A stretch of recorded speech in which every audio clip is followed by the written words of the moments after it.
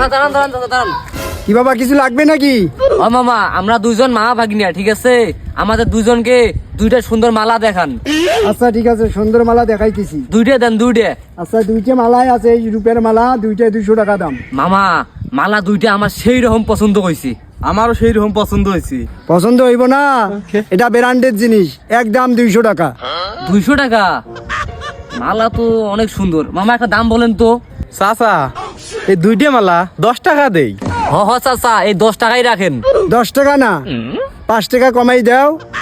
আমার বাড়ি ভিটে সয় সম্পত্তি জায়গা জমি যা আছে তোমার মামা ভাগ্নের নামে লেখা দিব। হ মামা, তাইলে তো ভালোই হয়। এটা দাদা দেন। আরাম দাদা, খাবি মারবে না।